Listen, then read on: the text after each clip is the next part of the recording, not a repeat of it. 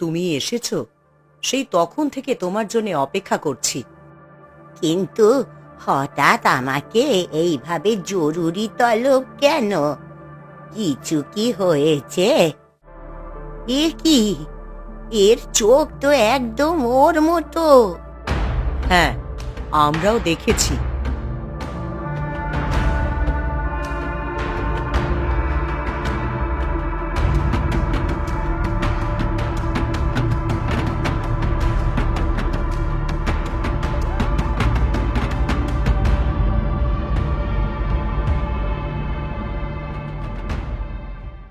বেশি দেরি করা ঠিক হবে না। কিন্তু এখানে আশেপাশে কেউই তো নেই, কার কাছে রেখে যাব আমার মেয়েকে?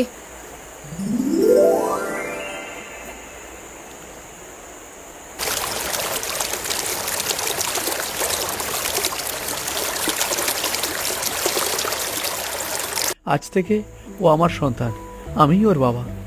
আমাদের কাজ শেষ হয়েছে, চলো এবার আমরা চলে যাই। দেখো দেখো, কত সুন্দর চোখ হয়েছে আমাদের বাচ্চার। তাই তো, কি সুন্দর ঘন নীল চোখ। দেখেছো আমাদের দিকে তাকিয়ে এখনই কেমন হাসছে। আরে, কাকে সে আমাদের ঘরের সামনে ডাকছে কেন? তাড়িয়ে দাও, দেখছো না কিভাবে নীলুকে দেখছে?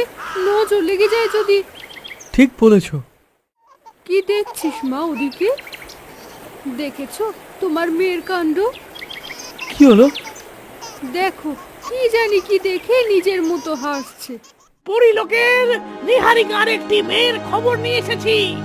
সেই মেয়ের দুই চোখ নীল রঙের, আর জন্মের পরপরই তাকে পরিলোক থেকে বহিষ্কার করে দেওয়া হয়েছে। যাও, খবর পাঠাও বজ্রনাথকে।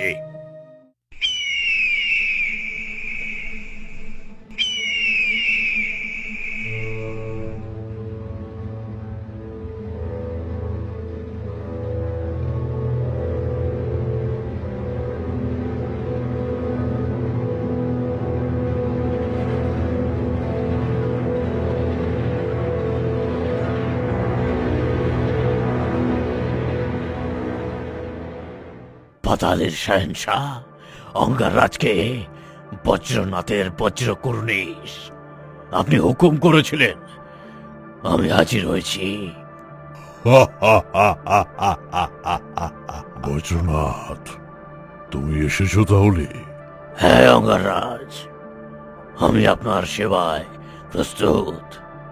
কর্কশ কি তোমাকে সব বলেছে? হ্যাঁ অঙ্গাররাজ, কর্কশ আমাকে সবই জানিয়েছে। তাহলে এখনই পৃথিবীতে যাও আর সেই মেয়েটাকে দেখে এসো। শুধুমাত্র দেখে আসবো অঙ্গাররাজ, তাকে নিয়ে আসবো না। তাকে নিয়ে আসবে? কিসের জন্য? সেই মেয়েটাই তো সেই শক্তির অধিকারী মেয়ে, যে কিনা আপনাকে আরো ক্ষমতাবান করে তুলতে পারে। তাহলে আপনি আমাকে সেই মেয়েটাকে আপনার কাছে নিয়ে আসবার হুকুম কেন দিচ্ছেন না? এখন তো সে কেবল শিশু। আমি এক তুড়িতে তাকে পৃথিবীর থেকে পাতাল লোকে এনে হাজির করতে পারি।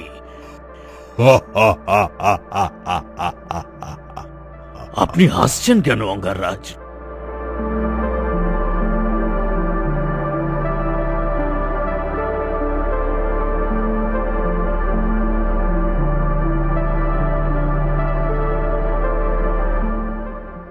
আচ্ছা বজ্রনাথ, আমাকে একটা কথা বলো তো, আকাশ জুড়ে থাকা ভয়ঙ্কর কালো মেঘ কি বা করতে পারে? আকাশ জোড়া ভয়ঙ্কর কালো মেঘ অনেক কিছুই করতে পারে। সে ঝড় তুলতে পারে, বৃষ্টি নামিয়ে বন্যায় সবকিছু ডুবিয়ে দিতে পারে, সমস্ত দুর্যোগের সূত্রপাত ঘটাতে পারে। সেই মেঘ তৈরি হয় ভূমিতে থাকা জল থেকে। কেউ যদি কালো মেঘের তাণ্ডব যায়, তাহলে সে কি পৃথিবীর জলাশয়ে যত জল আছে তার সবকিছু তুলে এনে দুর্যোগের জন্য, ঝড় বৃষ্টির জন্য অপেক্ষা করবে? সেটা তো তার বোকামি হবে অঙ্গাররাজ। হ্যাঁ, এটাই তোমার প্রশ্নের উত্তর। ওই মেয়েটা এখন শিশু। সে যতই ক্ষমতা নিয়ে জন্মগ্রহণ করুক না কেন, এখনো সে নিজেই নিজের ক্ষমতা সম্পর্কে অবগত নয়। সে যখন নিজের ক্ষমতা সম্পর্কে জানবে, বুঝবে এবং সেই ক্ষমতা প্রয়োগ করার মতো বয়সে পৌঁছবে, তখনই এবং কেবলমাত্র তখনই সেই মেয়ে আমাকে ক্ষমতাবান করে তুলতে পারবে এবং তাকে আমার পাতালোকে দরকার হবে। ততদিন পর্যন্ত আমাদের কাজ হচ্ছে ওই মেয়েটাকে চোখে চোখে রাখা। আমি আমার ভুলের জন্য ক্ষমা প্রার্থনা করছি অঙ্গারাজ, কিন্তু সেই মেয়েটাকে চোখে চোখে রাখার কোনো কারণ আছে কি? অবশ্যই। পরিলোকের পরীরা সেই মেয়েটাকে আমার হাত থেকে বাঁচাতে চাইবেই। ওই মেয়ের ক্ষমতার উপর একমাত্র অধিকার আমার, অন্য কারো নয়। তাই পরিলোকের কেউ যেন ওই মেয়ের কাছে না ভিড়তে পারে, সেটাও দেখতে হবে। কিন্তু আমি তো জানতাম সেই মেয়েটা পরিলোকে থাকলে পরিলোকেরই বিপদ হবে। সেই মেয়েটাই তাদের অমঙ্গলের কারণ, জেনেও কেন পরীরা তাকে রক্ষা করবে? সে সাধারণ কোনো মেয়ে নয় বজ্রনাথ। সে একই সঙ্গে অন্ধকার আর আলোর শক্তি নিয়ে জন্মগ্রহণ করেছে। তাকে পৃথিবীতে কোনো নির্বাসনে পাঠানো হয়নি, বরঞ্চ তার শক্তির তীব্রতায় যেন পরিলোকের কোনো ক্ষতি না হয় আর তার শক্তির যেন যথাযথ বিকাশ ঘটে, সেজন্য তাকে পৃথিবীতে আশ্রয় দেওয়া হয়েছে। তুমি ভুলে যেও না, পৃথিবী এমন একটা জায়গা যেখানে সত্য, সুন্দর আর মিথ্যা, অন্ধকার একই সঙ্গে বসবাস করে। পৃথিবীর আবহাওয়ায় ওর ক্ষমতা খুব শীঘ্রই প্রকাশ পেতে শুরু করবে এবং পূর্ণতা পাবে। এই সময়টায় যদি আমি ওই মেয়েটাকে পাতাল লোকে এনে রাখি, তাহলে পাতাল লোকের বিনাশ অবশ্যম্ভাবী। এত বড় ভয়ঙ্কর ক্ষমতা অঙ্গারাজ, এই মেয়ের শক্তি আমরা সামলাবো কি করে? বজ্রনাথ, তুমি কি আমার ক্ষমতা নিয়ে সন্দেহ করছো? না না না অঙ্গারাজ, আপনার ক্ষমতায় কে সন্দেহ করবে? আপনি অনন্য, অদমনীয়, অজেয়। তুমি এখন পৃথিবীতে যাও আর গিয়ে সেই মেয়েটাকে দেখে এসো। কর্কশ তোমাকে পথ দেখাবে। যাও। যথা আজ্ঞা।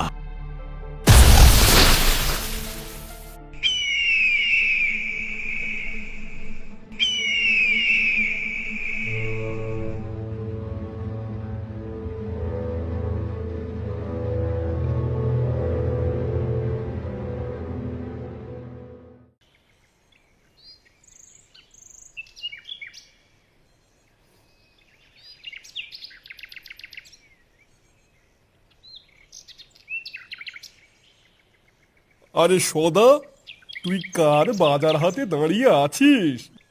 হ্যাঁ, আগে অন্যের বাজার হাতে নিয়ে দাঁড়িয়ে থাকবো কেন? এ তো আমারই বাজার। তোর বাজার? তোকে বাকিতে এত জিনিস দিল, তোকে তো আগে কখনো এত বাজার করতে দেখিনি। বাকিতে না, নগদে কিনেছি। আশ্চর্য, তুই 2 হাত ভরে বাজার করেছিস? ব্যাপারটা কি? আবার শুনলাম তোর নাকি গত মাসে একটা মেয়ে হয়েছে, কিন্তু আমি তো যতদূর জানি তোর অবস্থা খুব একটা ভালো না। তাহলে এই কাঁচা টাকার রহস্য কি? সবই ঈশ্বরের কৃপা, আমার এখানে কোনো হাত নেই। মেয়েটা আমার বাড়িতে ঈশ্বরের আশীর্বাদ নিয়ে এসেছে। কাল কাঠ কেটে মহাজনের কাছে নিয়ে যাচ্ছিলাম, পথে একজন লোকের সঙ্গে দেখা হলো। তিনি কাঠ খুঁজছিলেন, কিন্তু কোথাও পাচ্ছিলেন না। আমার কাঠ থেকে তিনি কিনতে চাইলেন আর বললেন আরও কিছু কাঠ কেটে তার বাড়িতে নিয়ে আসতে। তার নাকি কাঠের খুব দরকার, তিনি আমাকে দ্বিগুণ টাকা দেবেন। আমি তখনই আরও কাঠ কেটে তার বাড়িতে দিয়ে আসি। সেই টাকা দিয়েই আজ বাজার করছি। মেয়েটা জন্মানোর পর থেকেই এইরকমভাবে ঘরে টুকটাক পয়সা আসতে শুরু করেছে। মেয়েটা আমার বড় লক্ষ্মীমন্ত। বাহ বাহ, তোর মেয়ে দেখছি বেশ কপাল নিয়ে জন্মেছে। ভালো ভালো।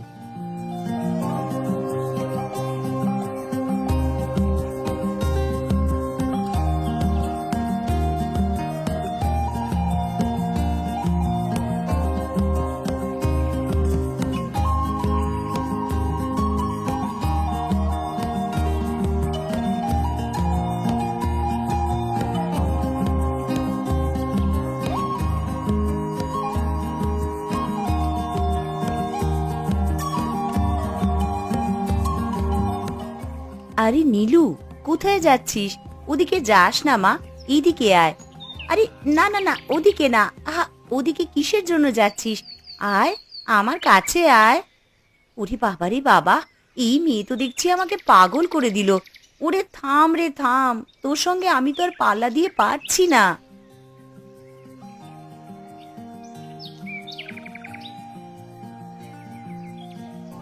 ওই আমার নীলু কোথায়? এ কি, তোমরা দুজনে মাটিতে গড়াগড়ি করছো কেন?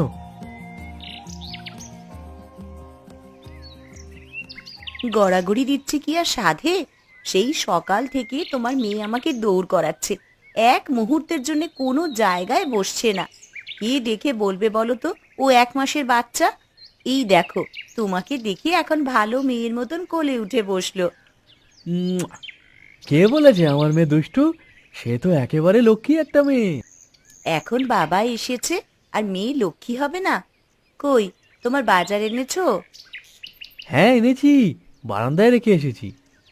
নাও, তাহলে তোমার মেয়েকে এবার তুমিই সামলাও, আমি গিয়ে বরং রান্নাটা করি। ও মা গো, কি হলো? আরে তাই তো, জোরে বাজ পড়ার মতো আওয়াজ হলো বলে মনে হলো।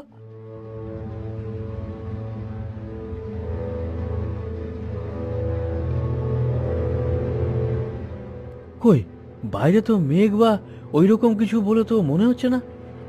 কিন্তু বেশ জোরে শব্দ হলো যে। বাইরে হয়তো কেউ বাজি ফাটিয়েছিল, তাই আমরা এমন মনে করেছি। এখন তো আবার বাজিতে বোমের মতো শব্দ হয়। কি জানি বাবা। আরে বোকা, এখানে এসেই ওই রকম হুঙ্কার ছাড়ার কি দরকার ছিল? এখনই তো আমরা ধরা পড়ে যেতাম। আমি বজ্রনাথ, আমি যেখানে যাই বজ্র দিয়ে নিজের পরিচয় জানান দেই। এইটুকু পুচকে মানুষদের আমি ভয় করব? এরা আমার কি করবে? মানুষের থেকে বড় ভয়ঙ্কর আর কিছুই হয় না। পরিলোক, পাতাল লোক, প্রেতপুরী, দানবরাজ্য, কেউ কখনো পৃথিবীতে আক্রমণ চালায়নি। এই পৃথিবীতে আগে মানুষের থেকেও বড় ভয়ঙ্কর জীব বসবাস করত। আজ তারা হারিয়ে গিয়েছে, কিন্তু মানুষ ঠিকই রয়ে গিয়েছে। এত দুর্যোগ, এত দুঃখ কষ্ট, এত মৃত্যু, তারপরেও মানুষের এই সভ্যতাকে কখনো থামানো যায়নি। তুমি দেখোনি মানুষরা হাতির মতো এত বড় একটা জন্তুকে পোষ মানিয়ে ফেলে? তার মানে কি তারা আমার সঙ্গে পারবে? এখনই তোকে একটা ঝলক দেখাচ্ছি। আরে না না, এখানে আর নিজের ঝলক দেখানোর কোনো প্রয়োজন নেই। যেটা করতে এসেছো সেটাই করো, তা না হলে অঙ্গাররাজ কিন্তু রেগে যাবেন। ক্যাঁ?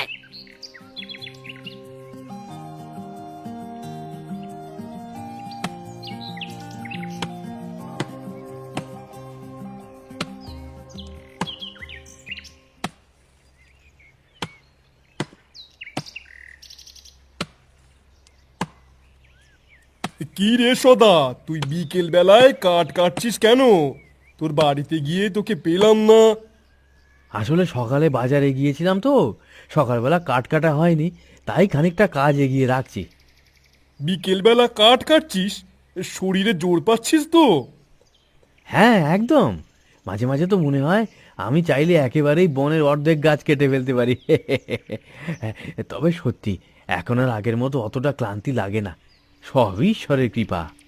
আচ্ছা, সে কথা যাক, যার জন্য তোর সঙ্গে দেখা করতে এসেছি। এই দেখ, ইনি হচ্ছেন হরিপদ মজুমদার। ইনি গঞ্জে থাকেন। এনাকে আনতে ঘাটে যাওয়ার পথেই তোর সঙ্গে দেখা হয়েছিল। নমস্কার হরিপদ বাবু। নমস্কার নমস্কার। আসলে আমি বেরিপুরে এসেছি এই জমির খোঁজে। গঞ্জ এলাকায় জমির বড় দাম, তাই ভাবছি গ্রামে যদি জমি কিনে রাখা যায় তাহলে বেশ সুবিধা হয়। কিন্তু বাকি সবাই কৃষিকাজের জন্য জমি বিক্রি করতে রাজি নয়, তাই কানু তোমার কথা বলল। জমি আমার আছে বটে, কিন্তু সে তো বহুদিন ধরে পড়ে রয়েছে। সেই জমিতে হাল চাষ করা হয় না, গাছও জন্মায় না। সেই জমি নিয়ে কি আপনার কোনো লাভ হবে? তুই তো এতদিন হাল চাষ করিসনি, তাই জমিতে গাছ গজায়নি। তোর বাপ ঠাকুরদার আমলে নিশ্চয়ই জমিতে ফসল হতো। তা হয়তো হতো, কিন্তু আমি দেখিনি।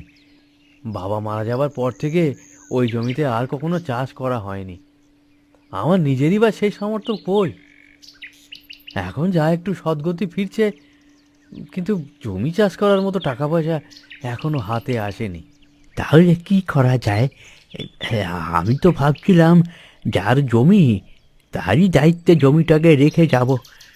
মানে কাগজে কলমে আমি জমিটা কিনে নেব ঠিকই, কিন্তু জমিতে তুমি ফসল ঠিকই ফলাতে পারবে বাবা। হ্যাঁ, আমাকে শুধু আমার ন্যায্য ভাগ দিলেই হবে।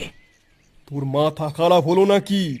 বাইরে থেকে লোক আসছে তোর জমি কিনবার জন্য, আর তুই তাকে ফিরিয়ে দিচ্ছিস? কিন্তু ওই জমিতে তো ফসল ফলে না। মিথ্যা বলে ওনাকে আমি জমি গছিয়ে দেওয়ার পর যদি আমাকে জিজ্ঞাসা করেন? আরে সেই জন্যই তো তোর কথা বললাম ওনাকে, যে তুই বিশ্বাসযোগ্য মানুষ। আমরা তো তোকে ছোটবেলা থেকে দেখে আসছি। তুই এক কাজ করিস না কেন, কাউকে বল তোর জমিটা একবার চষে দিতে। জমি যদি ভালো হয় তাহলে মাটি দেখেই বোঝা যাবে হাতের লোক কিভাবে পায়ে ঠেলতে আছে।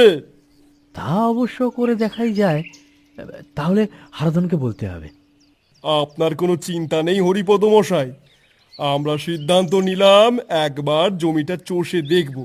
তখন যদি মনে হয় এই জমিতে ফসল ফলবে তাহলে বাকি কথা আগাবে। বাহ বাহ বাহ, বড়ই উত্তম প্রস্তাব। কিন্তু জমি চষতে গেলে তো অনেকে দেরি হয়ে যাবে। আমি তো কালই চলে যাব। কোনো চিন্তা নেই, আমাদের হারাধনকে বললে সে এই বিকেলেই একবার তার বলদ নিয়ে জমিটা চষে আসতে পারবে। ও আবার এই কাজে খুবই ওস্তাদ কিনা, তারপর কাল সকালে বাকিটা দেখা যাবে। ঠিক আছে ঠিক আছে, তাহলে তোমরা সেরকম ব্যবস্থা করো। তাহলে তুই এক কাজ করিস সদা, কাঠ কেটে বাড়ি ফেরার পথে একবার হারাধনকে বলে যাস ওর কাছে দিনই বাকি আর রাতই বাকি। আচ্ছা, বড় উপকার করলে তুমি কানুদা।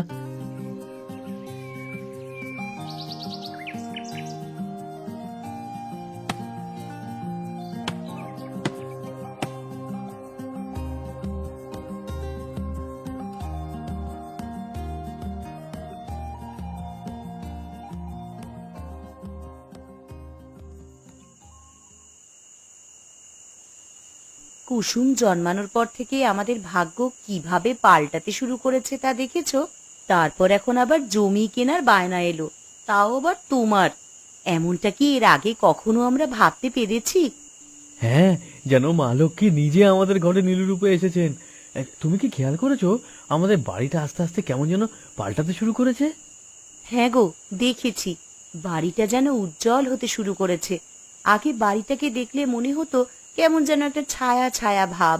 এখন আমাদের নীলুর সঙ্গে সঙ্গে বাড়িটাও যেন খুশি হয়ে উঠছে। প্রার্থনা করো যেন জমিটা এখনো চাষ করার উপযোগী থাকে। তাহলে ভাবছি কাঠ কাটা বাদ দিয়ে কৃষিকাজেই লেগে পড়বো। অন্তত আধ পেটা খেয়ে আমাদেরকে তখন আর বাঁচতে হবে না। তুমি কোনো চিন্তা করো না গো, ঈশ্বর যখন মুখ তুলে তাকিয়েছেন তখন নিশ্চয়ই সব হবে। নাও এখন ঘুমাও, তা না হলে কালকে সকালে উঠে আবার জমিতে যেতে পারবে না।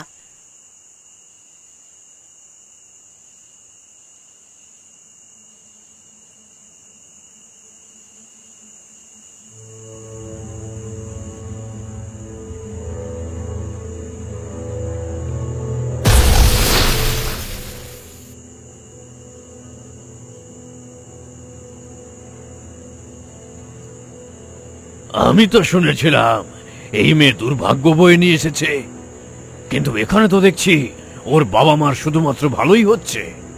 নিহারিকা ওকে ছুঁতে পারে না।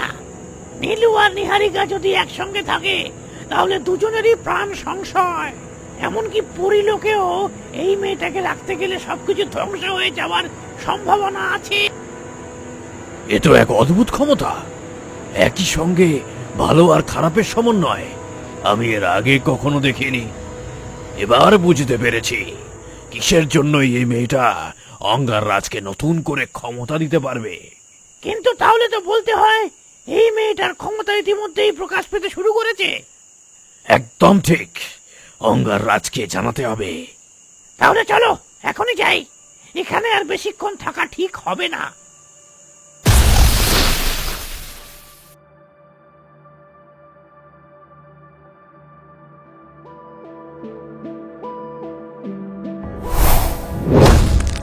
কে আমাকে আঘাত করলো?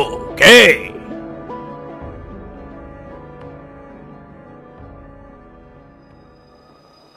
আমি। ও নিহারিকা, তুমি? কিন্তু তুমি আমাকে আঘাত করলে কেন? আমি তো তোমাকে আঘাত করিনি কোনো। আমি তো পরিলোকেও নেই। তুমি কি জানো, আমি চাইলে তোমাকে এখনই বিদ্যুতের আঘাতে ছাই করে দিতে পারি। আমি চাইলে এখনই তোমার সব বজ্র নিঃশেষ করে দিতে পারি। ভুলে যেও না, আমিও আমার ক্ষমতা ব্যবহার করতে পারি। তোমার এত বড় সাহস, তুমি আমার মেয়ের কাছে গিয়েছো? তোমার মেয়ে? তোমার মেয়ে তোমার সঙ্গে থাকলে যে তোমার মৃত্যু নিশ্চিত, তা কি জানো? আর তুমি সেই মেয়েকে বাঁচাতে চাইছো? ও আমার মেয়ে। পৃথিবী সূর্যকে কেন্দ্র করে যত দিন ঘুরতে থাকবে, যতদিন দিন রাত্রি হতে থাকবে, ততদিন ও আমারই মেয়ে। যদি তুমি কিংবা তোমাদের অঙ্গাররাজ আমার মেয়ের বিন্দুমাত্র ক্ষতি করবার চেষ্টা করো, তাহলে আমি তোমাদের পুরো পাতাল রাজ্য ধ্বংস করে ফেলবো। জেনে রেখো বজ্রনাথ, আমি আমার মেয়ের কাছাকাছি না থাকতে পারি, তারপরও আমি ওর সুরক্ষার জন্য যা করার দরকার তার সব কিছুই করব। আজকে তোমাদের কেবল একটা সাবধান বাণী দিয়ে গেলাম, ভবিষ্যতে যেন তোমরা আর এমনটা করবার সাহস না পাও। একজন পরীর জাদুতেই এইভাবে কুপকাত হয়ে গেলে তাহলে অঙ্গাররাজের কাজ করবে কি করে? চুপ! কোনো কথা বলবি না। এখন চল পাতাল লোকে।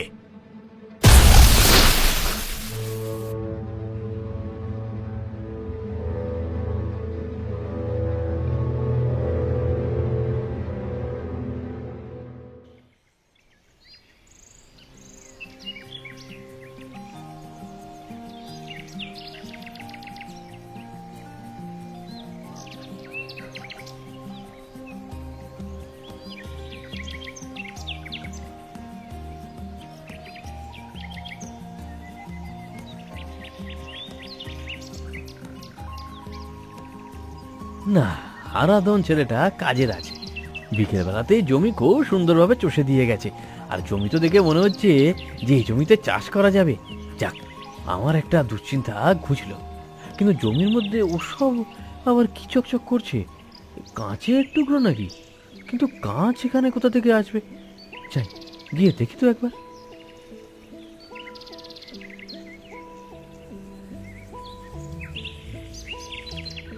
আরে, এ তো কাঁচ নয়, এ তো দেখছি মোহর, সোনার মোহর। আমার জমির নিচে সোনার মোহর পোতা ছিল, কিন্তু এ তো আমি জানতাম না।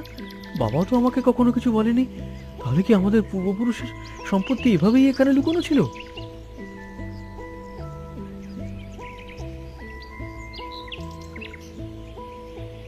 আপনার অনেক দয়া ঈশ্বর। আপনি আমাকে সন্তান দিয়েছিলেন, আজ আপনি আমাকে সৌভাগ্য দিলেন, স্বচ্ছন্দ দিলেন। আমি কৃতজ্ঞ। এই কৃতজ্ঞতা প্রকাশ করার কোনো ভাষা আমার জানা নেই। এখন যাই, কুসুমকে সব বলি গিয়ে।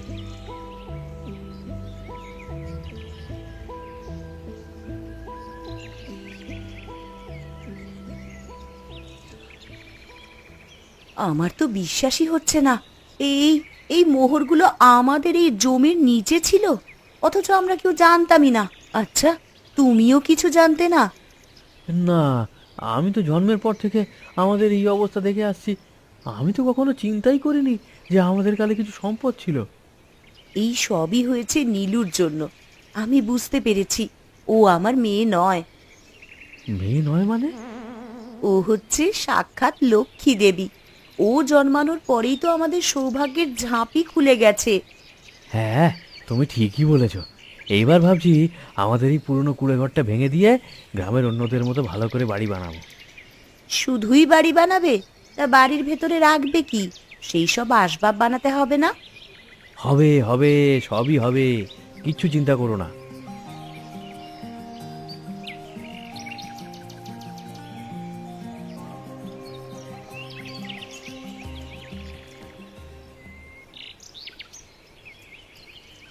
আর যদি সব কিছু ঠিক থাকতো, তাহলে তুই আমার সঙ্গে একই সঙ্গে পরিলোকে থাকতে পারতিস।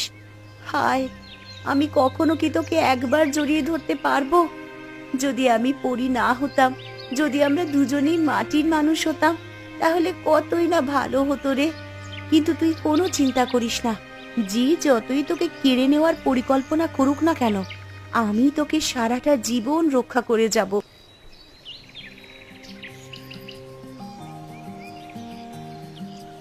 কই, এই তোমাদের জমি দেখে তো মনে হচ্ছে যে এই জমি বেশ ভালোই আছে। আরে জমি তো জমিই হয়, চাষবাস না করলে মাটি শক্ত হয়ে যায় কেবল। এখন যদি সদা আবার চাষ করতে শুরু করে তাহলে দেখবেন এই জমিতে সোনা ফলবে। সবই ঈশ্বরের ইচ্ছা। আপনি যদি জমি কেনার কথা না বলতেন তাহলে হয়তো এই জমির দিকে কখনো তাকানোই হতো না। তাহলে হরিপদ মশাই, আমরা জমি কেনার বাকি কাজটা সেরে ফেলি। হ্যাঁ, আজকেই সব কাজ সেরে ফেলতে হবে। তবে আমি চাইছিলাম তোমরা যেন জমিতে চাষের কাজ শুরু করে দাও। তা সদানন্দ, তোমার কতদিন সময় লাগবে বাবা কাজটা শুরু করতে? আমি চাইলে আগামী সপ্তাহ থেকে কাজ শুরু করে দিতে পারি। আমি তোকে একটা ভালো বুদ্ধি দেই, তুই কাটবার কাজটা ছেড়ে দিয়ে একেবারে কৃষিকাজে লেগে পড়। আমিও তাই ভাবছি গানুদা, একেবারে কৃষক হয়ে যাব। তাহলে তো ভালোই হয়।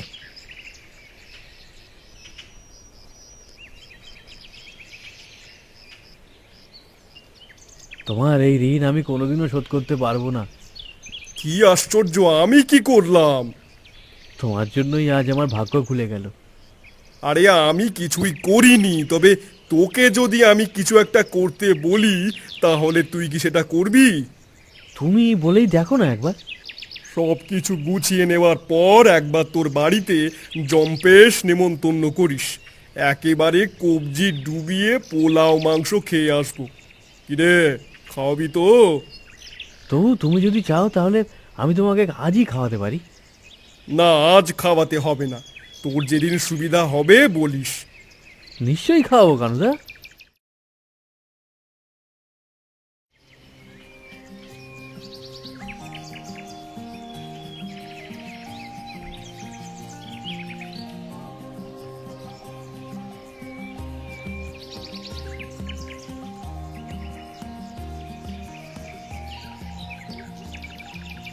তাহলে তুই তোর কথা রাখলি বল?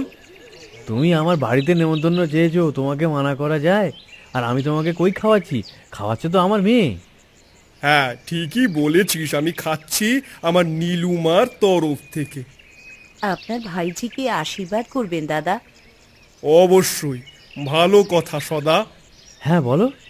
বাড়ি যখন তুলেই ফেলেছিস তখন কয়েকজন সাধুকে বাড়িতে নেমন্তন্ন করে খাওয়া। গৃহস্থ বাড়িতে ব্রাহ্মণ খাওয়ালে পুণ্য হয়, এতে দেখবি তোদের মঙ্গল হবে।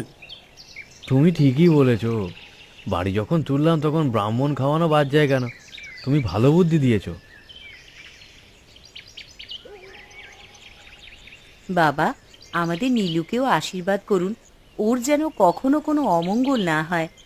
চির সুখী হও, চির সৌভাগ্যবতী হও। আসুন বাবা, আমি আপনাকে এগিয়ে দিচ্ছি।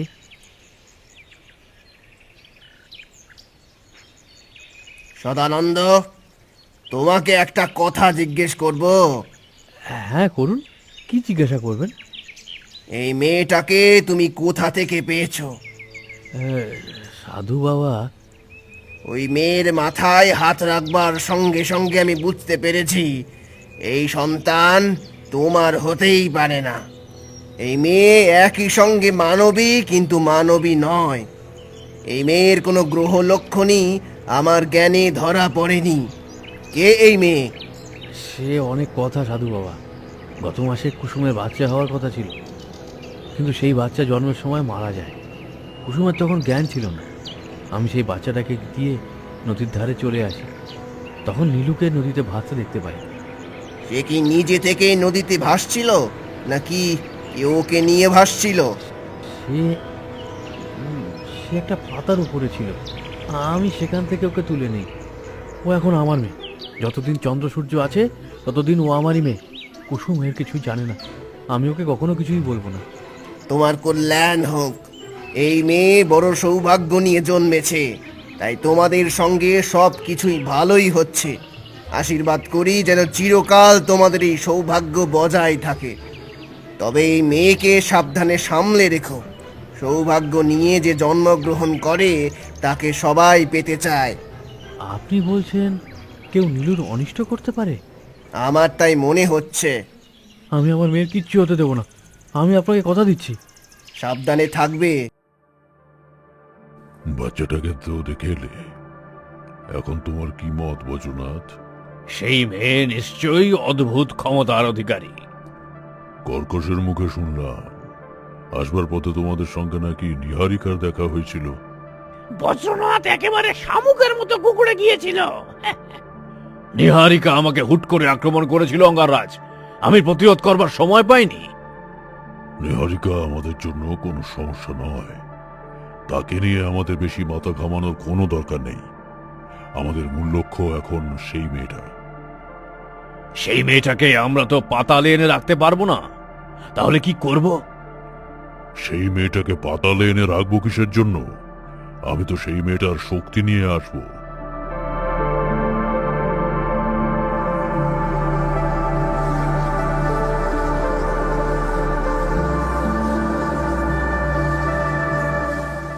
এটা কি অঙ্গারাজ? এটা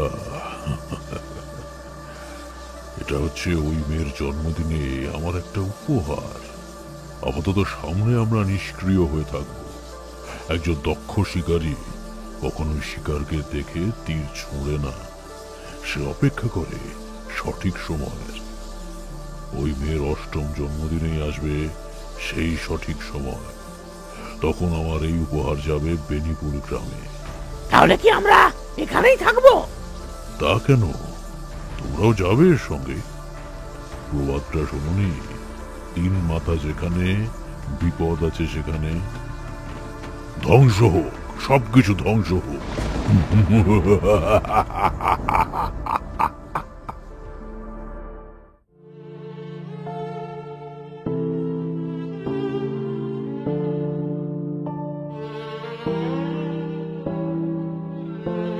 যা কিছুই হয়ে যাক না কেন, আমি আমার মেয়ের কোনো ক্ষতি হতে দেব না, কোনো ক্ষতি হতে দেব না।